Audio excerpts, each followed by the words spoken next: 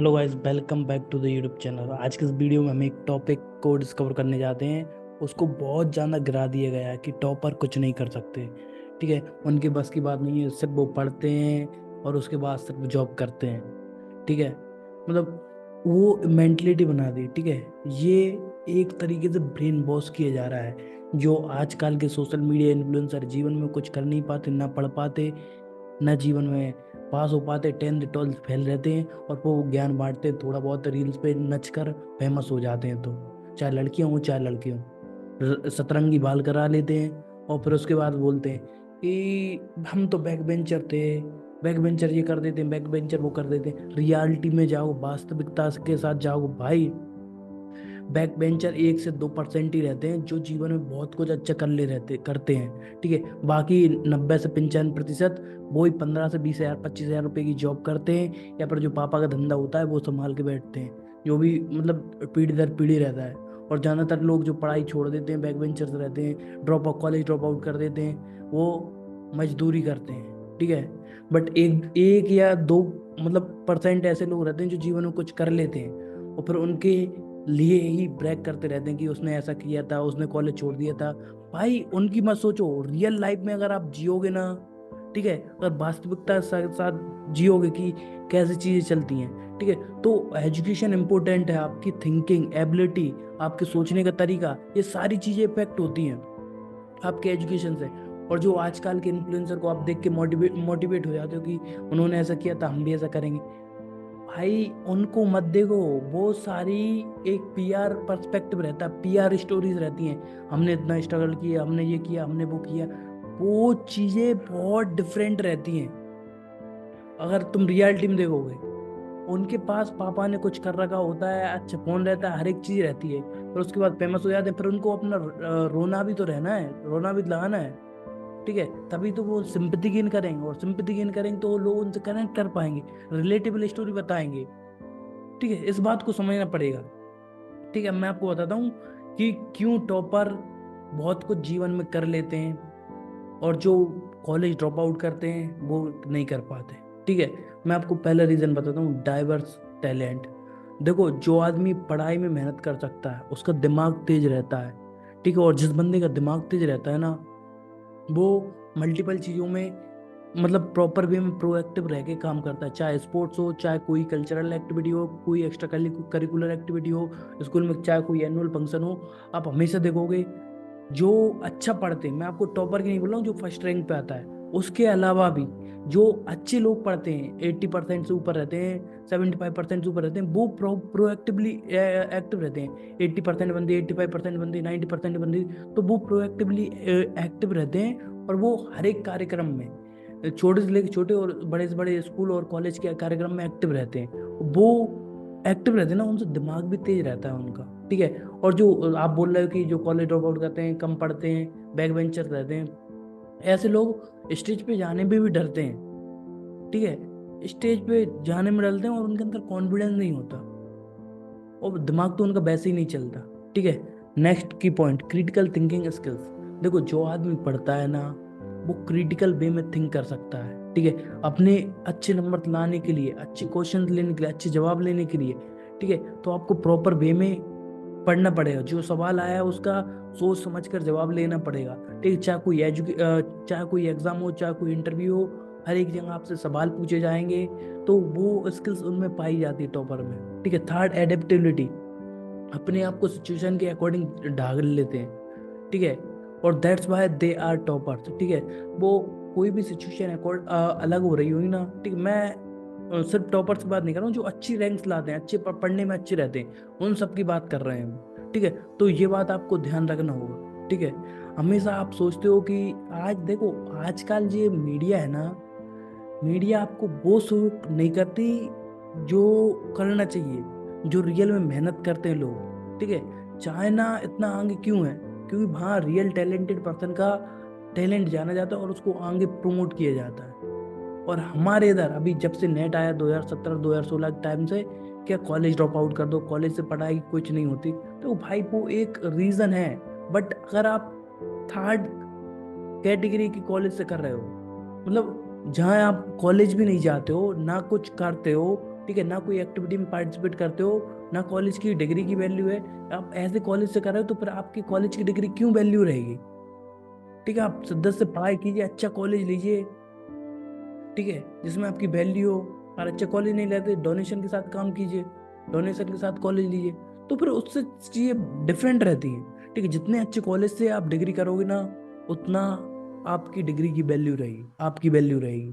अगर आप सोचो कि घर बैठे जो भी गांव है आपका, आसपास के डिस्ट्रिक्ट के कॉलेज से कर लेते हैं, गवर्नमेंट कॉलेज से कर लेते हैं, बाकी चीज़ें ठीक है।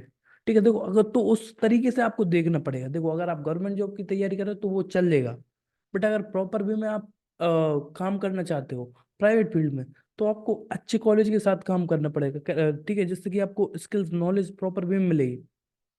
साल भर आप कॉलेज नहीं जाते और कॉलेज की बात बोलते हो, कॉलेज में कुछ सीखा ही नहीं।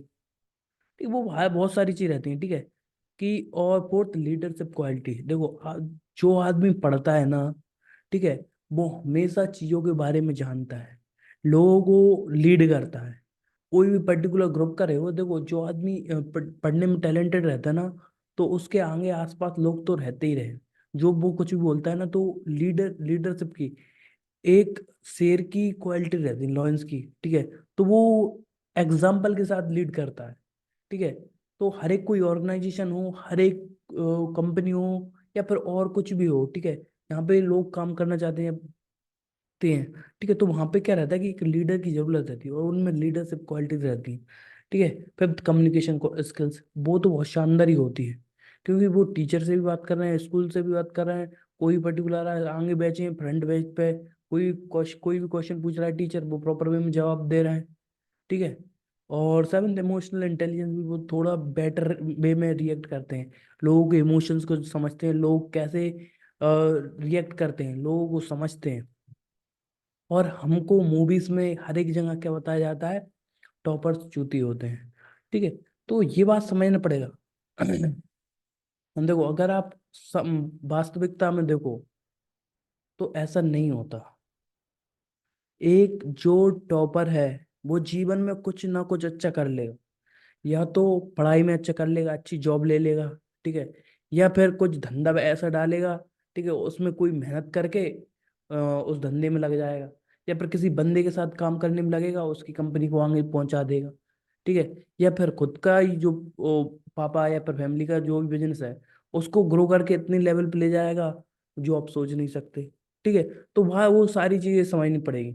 बट मैं आपको ये बोलूँगा कि अगर आप टॉपर, अगर सिर्फ पापा और मम्मी की शरण में रहते हो, तो ऐसा रहता है कि दिमाग तो तेज रहता है, बट जो सोशल स्किल्स रहती है ना, उन बंदों में नहीं हो पाती, कुछ कुछ केसेस रहते हैं। ठीक है, तो हमेशा अपने माँ पापा के छत्र छाया में मत रहो, बाहर निकलो, लोगों को समझो, तभी समझ पाओगे। ठीक है, एट पैशन एंड मोटिवेशन। देखो वो हमेशा एक टॉपर्स का रहता है ना, परस्यूट करना कि टॉप करना है। ठीक है, उनका पैशन रहता है कि जीवन में कुछ करके दिखाना, उनके गोल्स रहते हैं स्टार्टिंग से। हर एक क्लास में, 10th क्लास से ही उनके गोल्स रहते हैं कि मेरे को पर्टिकुलर लाइफ में ये करना है, मेरे ये गोल्स हैं। ठीक है, तो उस वे में वो एडप्टेड रहते हैं, टेक्नोलॉजी को भी अपग्रेड करते हैं, ठीक है, साइंस में भी इंटरेस्टेड रहते हैं। तो वो उसी कारण से रहते हैं। इस बात को समझो कि वो पैशन एंड मोटिवेशन दोनों साथ रहते हैं उनके। ठीक है, नाइन्थ एंटरप्रेन्योरशिप स्पिरिट। ठीक है, एक अच्छी स्पिरिट रहती है। Many successful entrepreneur were high achiever academically। ठीक है, the skills they developed during their academic journey, such as discipline, goal setting, contribute to their success in business.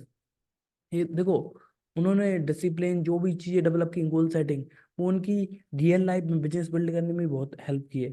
ठीक है, 10th ग्लोबल पर्सपेक्टिव। अब अगर ग्लोबल पर्सपेक्टिव से देखो आप, कोई भी बड़ी कंपनी हो, गूगल हो, माइक्रोसॉफ्ट हो, वो कोई भी बैक बेंचर को नहीं हायर करेगा, नहीं जो ना जीवन में कुछ कर पाया, ठीक है, ना अच्छी ग्रेड्स हैं, ना बात करना आता है, ठीक है, ना कोई स्किल्स है, ना कोडिंग आती है, ना कुछ भी आता है। ठीक है, वो उन्हीं लोगों को हायर करे जो उनकी कंपनी में कुछ बदलाव कर सकते हैं या वैल्यू ऐड कर सकते हैं। जो बंदा वैल्यू ऐड नहीं कर सकता, तो वो भी कुछ नहीं कर सकता। ठीक है, और रही बात करते हैं, अब इस चीज से आप नेगेटिवली इफेक्ट मत हो जाना कि बैक बेंच, अगर आप बैक बेंचर हो और कुछ नहीं कर पाए। ठीक है, तो देखो ऐसा रहता है, देखो जो बंदा मेहनत करता है ना, चाहे बैक बेंचर हो, चाहे कुछ भी हो, चाहे टॉपर हो, वो रिजल्ट ला पाता है। बट ज़्यादातर केसेस में आप हमेशा से ये सोचो कि मेरी 12th हो गई, अब मैं बिजनेस बिल्ड करूंगा, कॉलेज छोड़ देता हूँ। भाई कॉलेज लाइफ भी बर्बाद हो जाएगी तुम्हारी, ठीक है।